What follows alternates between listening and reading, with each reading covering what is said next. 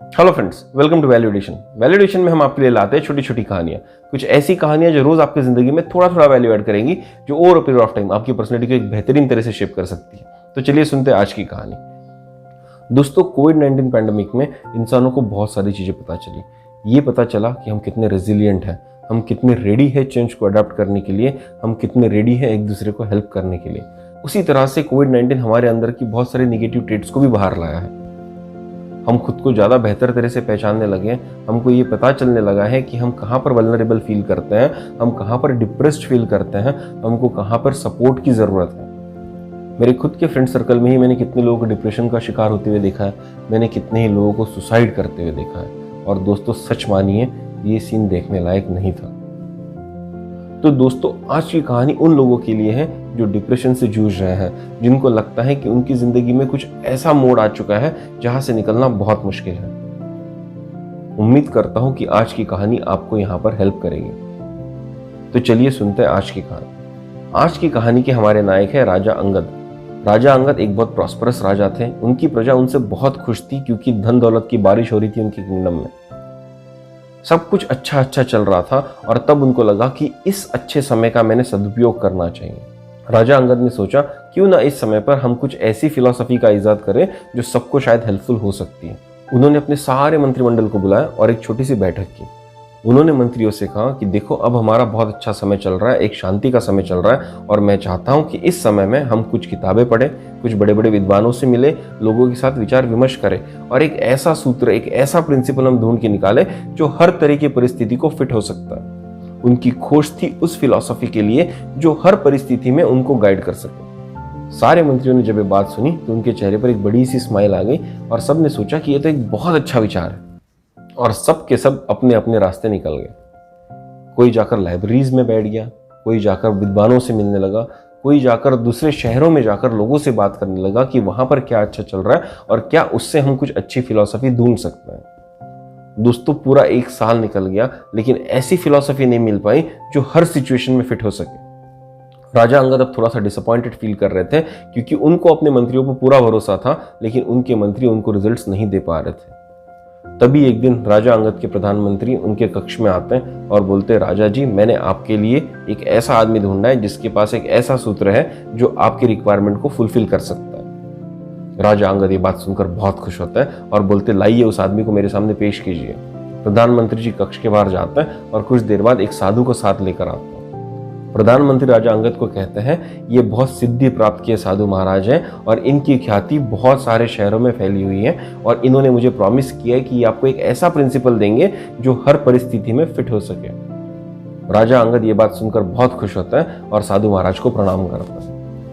साधु महाराज राजा के सर पर हाथ रखता है और अपने हाथ से एक अंगूठी निकालता है और राजा को देता है। साधु महाराज राजा को कहते हैं, बेटा, ये जो अंगूठी है ये मेरे गुरु ने मुझको दी थी, और उन्होंने कहा था कि ये जो मणि है इस अंगूठी का, उसके नीचे एक कागज में मैंने एक सूत्र लिखा है जो हर परिस्थिति में बहुत परफेक्टली फिट होता है। जब तुम्हें लगे कि मेरे लिए हर मार्ग बंद हो गया है, अब कोई रास्ता नहीं बचा है और शायद यही जीवन का अंत है, उस समय पर तुम इस अंगूठी के मणि को निकालना, उसके नीचे का कागज निकालना और उसमें लिखा हुआ सूत्र पढ़ना। लेकिन बेटा, मेरे जिंदगी में ऐसा समय आया ही नहीं, मैं जिंदगी पर बहुत खुश रहा, मुझे कोई दिक्कत नहीं है।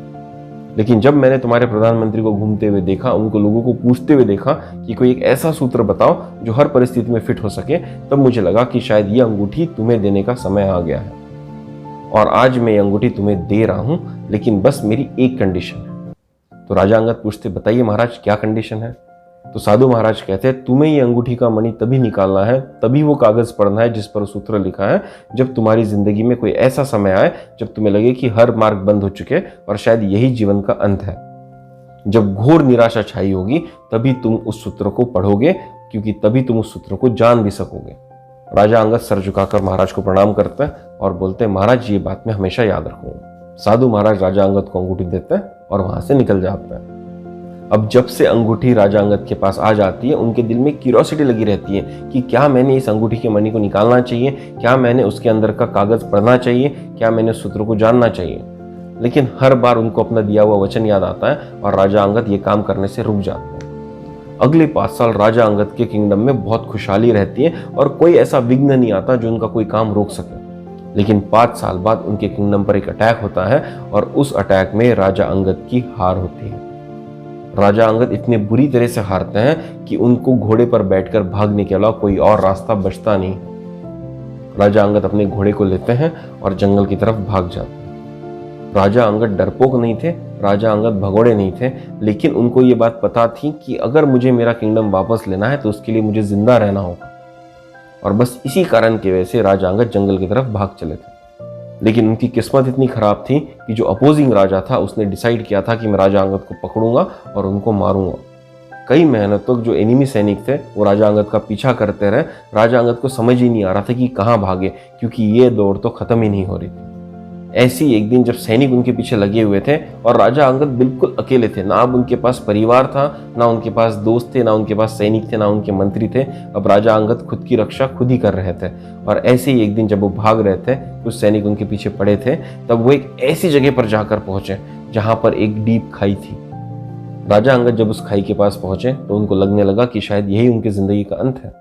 उनके दिमाग में ख्याल आने लगे कि मैं एनिमी राजा के हाथ में पड़ने से अच्छा तो यहाँ से कूदकर सुसाइड कर लूं। इतना डिप्रेशन उन्होंने अपनी जिंदगी में कभी फील नहीं किया था, इतना बड़ा नर्वस ब्रेकडाउन उनका कभी नहीं हुआ था। उन्होंने अपने हाथ उठाए और भगवान को नमस्कार करने लगे कि भगवान, इस जिंदगी में तो मैं हार गया, लेकिन अगली जिंदगी में शायद मैं जीत जाऊंगा। लेकिन जब वो नमस्कार कर रहे थे तब उनके हाथ की अंगूठी का जो मणि था वो चमका। राजा अंगद को तब याद आया उन साधु महाराज की बात कि जब तुम्हारी जिंदगी में ऐसी परिस्थिति आई, जब तुमको लगे कि तुम्हारी जिंदगी का अंत होने वाला है, तब तुमको वो मणि को निकालना है, उसके अंदर का कागज निकालना है और उस पर लिखा हुआ सूत्र पढ़ना है। राजा अंगद ने बिना किसी देरी करते हुए वो मणि को निकाला, उसके नीचे का कागज निकाला और उसको खोलकर पढ़ने लगे। और जब राजा अंगद ने वो सूत्र पढ़ा तो उनके चेहरे पर एक बड़ी सी स्माइल आ गई। उस कागज में लिखा हुआ था कि ये समय भी गुजर जाएगा। राजा अंगद ने जब ये सूत्र पढ़ा तो एक सेकंड के लिए अपने पास में गए और झांकने लगे कि उनकी जिंदगी में क्या क्या हुआ था। तब उनको पता चला कि उनकी जिंदगी में एक बहुत अच्छा समय भी आया जब वो बहुत बड़े सम्राट थे। उनकी जिंदगी में एक ऐसा समय भी था जब वो सम्राट नहीं थे, उनको स्ट्रगल करना पड़ा था सम्राट बनने के लिए। उनकी जिंदगी में एक ऐसा समय भी था जब वो शिष्य थे कहीं पर और नई नई चीजें सीख रहे थे, जिसके बेसिस पर वो आगे जाकर सम्राट बन सकते थे। लेकिन हर वो परिस्थिति कभी भी परमानेंट नहीं थी, वो परिस्थिति भी समय के साथ गुजर गई। राजा अंगद ने अपने दिमाग से सुसाइड करने का प्लान त्याग दिया और आगे बढ़ने की सोची। उस दिन एनिमी सैनिक राजा अंगद को नहीं पकड़ पाए और शायद वो आखिरी दिन था जिस दिन उनको शायद उम्मीद भी होगी कि राजा अंगद को पकड़ पाएंगे, क्योंकि उस दिन के बाद राजा अंगद बदल गए थे। उस दिन के बाद राजा अंगद फिर से अपने किंगडम के आजू बाजू के गांव में गए, वहां पर लोगों को कन्विंस किया कि देखो मैं एक अच्छा नेता हूं, मैं एक अच्छा लीडर हूं और मैं तुमको एक बहुत बढ़िया सी डायरेक्शन दे सकता हूं, आओ मेरे साथ जुड़ जाओ। और धीरे धीरे कर लोग उनके साथ जुड़ने लगे। राजा अंगद ने अगले 6 महीने में एक बहुत बड़ी सेना जमाई और फिर से एक बार अटैक कर दिया अपने एनिमी पर और अपना किंगडम हासिल किया। अब राजा अंगद फिर से एक सम्राट बन गए थे। उन्होंने अपनी खोई हुई दौलत, खोई हुई संपत्ति, खोया हुआ राज्य वापस पा लिया था और फिर से उनके राज्य में खुशहाली का माहौल आ गया था। और इन सबको देख देख कर राजा अंगद बहुत गर्व महसूस कर रहे थे और लोगों को बता रहे थे कि देखिए किस तरह से मैंने अपना खोया हुआ राज्य वापस लिया, किस तरह से मैंने स्ट्रगल कर कर अपने आप को वापस से स्थापित किया। जो भी उनके दरबार में आता, जो भी उनको मिलता, उसको अपनी बढ़ाई करते हुए राजा अंगद थक नहीं रहे। लेकिन एक दिन जब वो अपनी बढ़ाई कर रहे थे तो उनका ध्यान फिर से उस अंगूठी के ऊपर गया। उन्होंने फिर से उस अंगूठी के मणि को निकाला, फिर से उसके नीचे का कागज खोला और फिर से उसको पढ़ा और फिर से उनके चेहरे पर एक स्माइल आ गई और राजा अंगद शांत हो गए। जब राजा अंगद शांत हो गए तो उनके सामने वाले व्यक्ति ने पूछा, राजा जी आप शांत क्यों हो गए? तो राजा अंगद ने अपने हाथ का कागज उठाकर उस आदमी को दिया और बोला, इसको पढ़ो, ये वो प्रिंसिपल है जो हर परिस्थिति में फिट होता है। जब उस आदमी ने उस कागज को पढ़ा तो उसमें लिखा हुआ था, ये समय भी गुजर जाएगा। राजा अंगद उस आदमी को कहने लगे, देखो जिंदगी में कोई परिस्थिति परमानेंट नहीं है, हर परिस्थिति एक टेम्पररी फेज होता है जिंदगी का। जब मैं बहुत दुख में था, जब मैं बहुत डिप्रेशन की अवस्था में था, जब मैं ऐसी अवस्था में था कि आत्महत्या करने के बारे में सोचने लगा था, उस समय पर मैंने सूत्र पढ़ा और मुझे पता चला कि ये परिस्थिति भी परमानेंट नहीं है और ये समय भी गुजर जाएगा। और आज जब मैं बहुत खुश हूँ, आज जब मैं खुद के लिए बहुत गर्व महसूस कर रहा हूँ, खुद की बढ़ाई कर रहा हूँ, और जब आज मैंने फिर ये प्रिंसिपल पढ़ा तो मुझे समझ में आया कि ये समय भी कभी ना कभी गुजर जाएगा। इसलिए परिस्थिति को उसके फेस वैल्यू पे लेना चाहिए, ना कि उसकी पोजीशन पर, ना कि उसकी संपन्नता पर, ना कि उसकी डिप्रेशन लेवल पर। परिस्थिति सिर्फ एक परिस्थिति होती है जो हमेशा टेम्पररी होती है। राजा अंगद ने इस सूत्र को समझा और उसके बाद शायद उनको जिंदगी के हर प्रॉब्लम्स को फेस करने के लिए एक अलग मोटिवेशन मिल चुका था, एक सूत्र मिल चुका था जो उनकी हर परिस्थिति में फिट हो सके, उनको हर परिस्थिति में गाइड कर सके।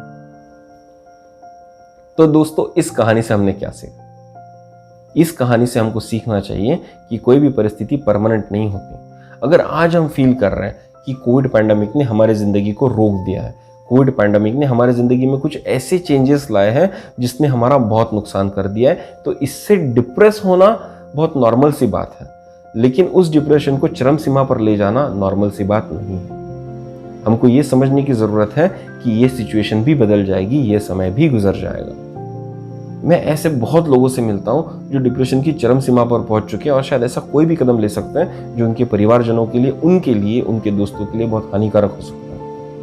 दोस्तों, ऐसा कदम लेने की कोई ज़रूरत नहीं है, क्योंकि ये पहली बार नहीं है जब जिंदगी में मुश्किल समय आया हुआ है। आपने अपनी ज़िंदगी में ऐसी कई परिस्थितियां फेस की होंगी, ऐसे कई सारे स्ट्रगल्स फेस किए होंगे जिनको पार कर कर आपने एक सक्सेस हासिल किया था।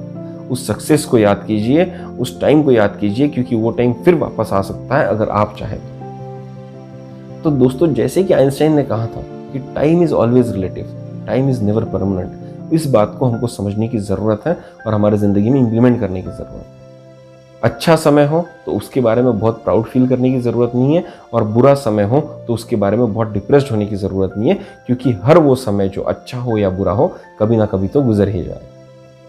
दोस्तों, इस कहानी से एक और चीज़ है जो हमको सीखनी चाहिए। मैं जब छोटा था तब एक मूवी आई थी जिसका नाम था बॉर्डर। उसमें सनी देओल का एक बहुत इंपॉर्टेंट डायलॉग था। सनी देओल की टीम को, सनी देओल की आर्मी कंपनी को जब ये पता चलता है कि वो सिर्फ 120 लोग हैं और सामने 3000 लोग उनके साथ जंग करने के लिए आ रहे हैं, तो उनकी कंपनी में से एक जवान कहता है कि साहब जी, हम हमारी जान भी दे देंगे लेकिन जंग जरूर जीतेंगे। तब सनी देओल कहते हैं कि जंग मर कर नहीं, जंग जिंदा रहकर जीती जाती है। दोस्तों, जिंदगी के इस सफर में ऐसे कई मोड़ आएंगे जहां आपको लगेगा कि सब कुछ खत्म हो गया, सब चीजों का अंत हो गया, अब ये समय कभी नहीं बदलेगा, अब शायद इसको करने के लिए हमको जंग लड़नी पड़ेगी।